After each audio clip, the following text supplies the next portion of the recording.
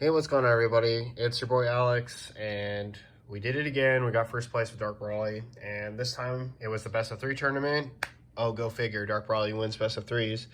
And I really wanted to go through this list super quickly, talk about a couple of the changes that I made to the deck, and a couple of things that I want to change about it. There's like one or two cards I want to add, and we'll see how those ratios affect gameplay, but we're really getting there on refining this list. Playing this deck a lot in tournament has really benefited me. So without further ado, let's get into the deck profile. I won't talk much about the side. I'll just talk about the two cards that like really came up.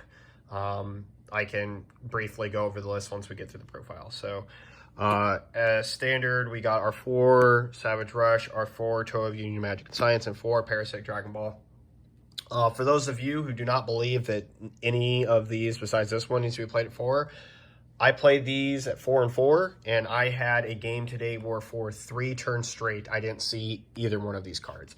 I had to power burst this out of one of my leaders' 30k mill abilities, which was super duper annoying. And then 4, 4, and 4. This card's super important at removing cards. This card's the best card to play, period. And then this card's just amazing on your defense. This card is MVP at getting your turn back. This card's MVP at ripping your opponent's hand and being annoying to their drop area, which is more important than generally this, unless your opponent's going wide, which this card is hitting the best card every single time. So, yeah. 2 Unbridled Destruction and Heartfelt Plea. These ratios are probably never going to change. I got a ruling today on this card that your opponent can actually just crit the life and not have to warp any cards from their hand, drop area, or field, which let me know in the comment section down below if you guys know any ruling that's different. But, you know, I always accept what the head judge tells me, and that's totally fine. But given that that's the case, you will never EX Evolve for 2 in this deck, nor should you ever. That is just terrible. The only conceivable way that that is even good is if your opponent is at 4 life, you EX Evolve, and you force them, you're either going to like lose cards or you're going to crit, and then you awaken Heartfelt Plea at 4. Like, that's the only time it's good. Otherwise, it's like terrible. I played Heartfelt Plea in every round today, and that's just, it's really good. It's not an auto win. Like, everybody who is like scared of this being an auto win set 13, you're overhyping that way too much. This card does not just auto win you a game. I don't know what planet people are speaking from with this card, but it is not that good. It is not like Sin Shenron dropping Cell Xeno on turn 2. It's not even close. This card though is the best card in the deck. You will always spend 2 energy on this card whenever it is convenient or right to. Obviously, you have to manage your resources and make sure you can. But this card just continues to overperform in every single facet possible. As soon as I get Demigra on hand, I'm literally looking for ways to play it. 2 of a card that will probably be in every deck profile that I have from here on out. Secret Identity Messian. I cannot say enough about this card. And one of my rounds today against Vajegson, you will see this and hear about this in my tournament report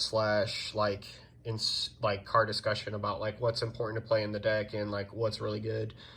This card just warped 3 battle cards, like 2 1-drops and a 4-drop, and like it's crushing. Like, you already have such good board control between the Demigra and the Uncontrolled Berserker, and this card is just like backbreaking, and then there's Supreme Kai of Time on top of it. So this card's fantastic. 2 Gravy standard, 2 Gohan standard, and then 4 Super Combo standard. The Gohan Tag Team is a card that I might consider cutting down by 1, but we'll see what we can take with the ratios. 2 Protector of the People. This card's just broken, guys. Like, I can't talk enough about this card. The only reason it's not like 3 is because we play this card at 4. And we play this card for the very reason that I talked about at the beginning of this video, where like I don't see one of my 1-drops and I really need them and my leader hit them. So yeah. But let me tell you something else that's really good about this. Like, you can manage your warp in such a fashion that the cards that you're putting back with your leader when he's awakened is not the one drops, so that when you power burst you can get the one drops, and it's going to save you from having to use 3 cards in your drop area, which you could use to help free play a Brawly or for Overwhelm. You can just have those cards in the drop area for that. And yeah, super good.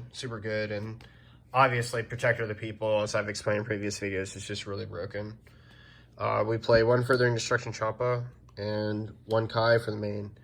And this is a card that I'm thinking about increasing to 2, and this is just completely nuts in the deck. It's broken, busted, and everything in between. And then the only 2 cards that were worth mentioning that were cited in today were these. I have some changes to my side deck list, but I don't want to talk about them without like needing them in tournament to like talk about why they're important. But the theory behind them is just so incredibly sound, it's not funny. But I guess I should talk. I did try to side in 2 of these today, but I actually don't like this card in the deck, so I'm going to cut it from the side. But this card came in and it was overperforming, as always.